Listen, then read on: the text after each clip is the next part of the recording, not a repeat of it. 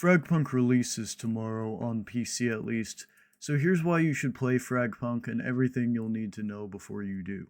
FragPunk is a new search and destroy first person shooter drawing both Valorant and Call of Duty players. Instead of this game having one big twist to it, it has several, over 100 actually. FragPunk uses these things called shard cards to affect how the game is played. At the start of each round, your team will choose someone to select the cards you will be playing with, and these cards will have a direct impact on the game, and they can change just about anything. I mean, their whole slogan is break the rules, so basically, it just like I butchered this part of the video. Basically, there's a lot of cards that could do a lot of different things with only like 3 or 4 active every round. There's one that gives everyone katanas. There's one that adds more bombs, or in this case, converters. There's some that shrink and increase the size of the site. Some that get rid of cover. Some that completely close off a site or a path entirely. Things that add stealth. A card that makes the entire floor icy. there's also a lot of changes with weapons. Cards will add pellets to your shotgun, make knives do more damage, or give you a long dash. In the beta, there was about 111 cards, and I've heard that they have doubled it for release. But during the beta, even though it sounds like a lot, it was all surprisingly balanced. And the feature really just led to a lot less repetitiveness, which is what I like to see from these kind of games. Unlike in Valorant, you will have the opportunity to change who you're playing each round. Instead of just when attackers and defenders switch, you will be able to change your Lancer, in this case, between rounds, which is just another thing that leads to less repetitiveness. I really like it. I think it works for this game. Speaking of the Lancers, a lot of them have really cool designs. Some of them are pretty sexy, especially the new one. I like the design of the new Lancer they've announced. I think it looks very unique. They also feel extremely well balanced to me as well. I think you could probably bring just about any of them in the ranked. None of them are too annoying, I don't think. We'll have to see.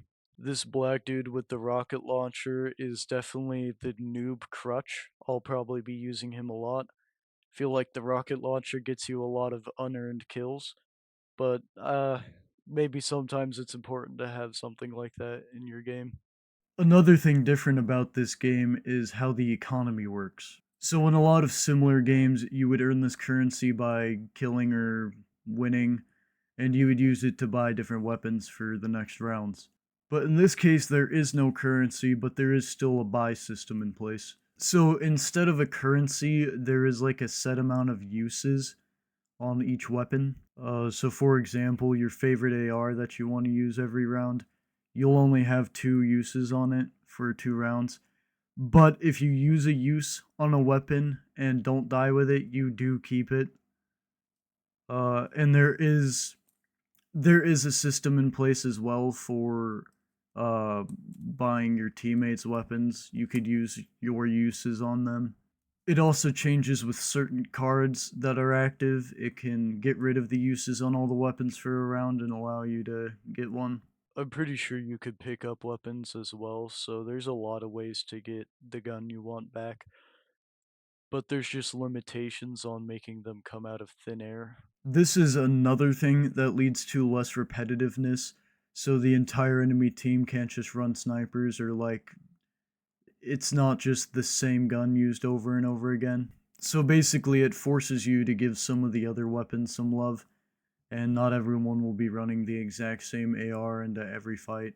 Not that you would want to do that, because I felt like every weapon was pretty balanced. Even the shotguns, I felt like everything was good and you could make them work.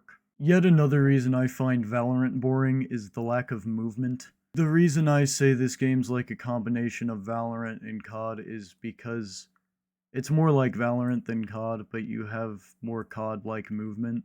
I could be completely wrong because I don't really play either Valorant or COD, but I've been told this by other people. I like movement in games. I like it when there's movement. It's fun. I like to jump around like a crackhead and dodge bullets like it's the Matrix. The movement is a really big part of the game, but where it is really important is in the tiebreakers. The way this game settles a draw is it basically has your team select the order they want to go in, and then you run the gauntlet. The two people from each team that chose number 1 go against each other, and the winner goes on to face number 2 on the other team with the same amount of health they ended with. So theoretically, one person could run through the entire team, but that didn't happen for me. Whichever team has everyone left wins. It's a pretty cool way to settle a draw. Now, the game was going to be crossplay on release, but since the release on PlayStation and Xbox is being pushed back, it won't be. But when it does come out on PlayStation and Xbox, it'll be crossplay in Quick Match at least. I do not believe it'll be crossplay in Ranked. I think every game should have that option.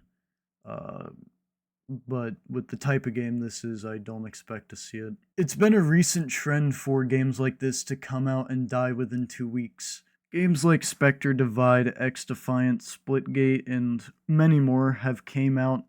They garner up a lot of hype, and then they die within 2 weeks. I was worried that this would be the fate for Marvel Rivals, but it definitely wasn't. That game managed to make a lot of the right decisions and stay alive. I really don't want the 2-week death to be the fate of this game. It's really up to the devs and the community partly.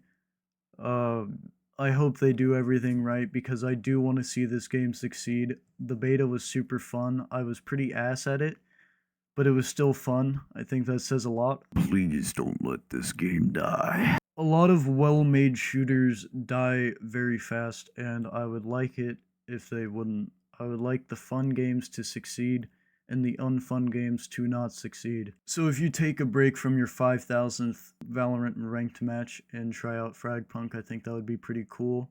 You might just enjoy it. Anyways, thanks for listening to me rant about FragPunk. I will be streaming it when it launches tomorrow, so if you're one of the unfortunate console players who won't be able to play right away, stop by my stream to see what's up. God bless. Later.